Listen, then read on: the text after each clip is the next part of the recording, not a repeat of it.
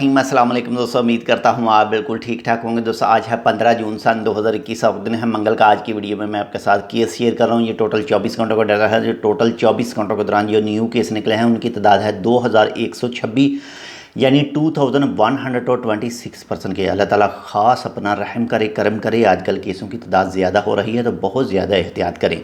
इसके बाद में अगर टोटल केसों की बात करें जो अब तक हो चुके हैं तो उनकी तादाद हो चुकी है 2,38,566 यानी 2,38,566% के।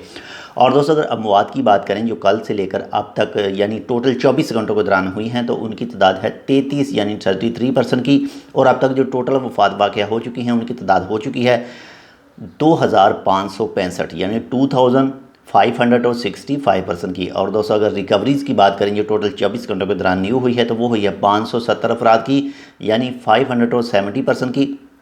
और दोस्तों अगर टोटल रिकवरीज़ की बात करें जो अब तक टोटल रिकवर हो चुके हैं, टोटल सेहतमंद हो चुके हैं तो उनकी तादाद हो चुकी है 2,12,064 अफराद की यानी 2,12,064% की। और दोस्तों अगर बाकी मरीज़ों की बात करें इंशाल्लाह वो भी बहुत जल्द रिकवर हो जाएंगे, सेहतमंद हो जाएंगे तो उनकी तादाद है इस वक्त बाकी 23,937 यानी 23,937% की।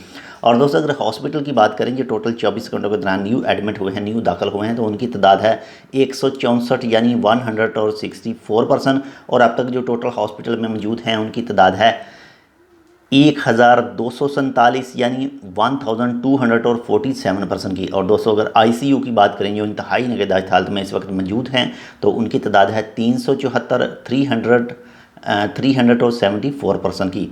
दोस्तों इस वक्त केसों की तादाद ज़्यादा हो रही है और कुछ कहा जा रहा है कि आने वाले दिनों में इसमें मज़ीद इजाफा भी हो सकता है। तो आप बहुत ज़्यादा केयरफुल रहें, बहुत ज़्यादा एहतियात करें ताकि आप सेफ़ रह सकें और आपके साथ जो रहते हैं वो भी सेफ़ रहें। आप अपना बहुत ज़्यादा ख्याल रखिए। घर से बाहर जाएँ तो मास्क ज़रूर पहनें। गैदरिंग किसी भी टाइप की अलाउड नहीं है कानूनी तौर पर। अपने हाथ बाकायदगी से सफाई करते रहें।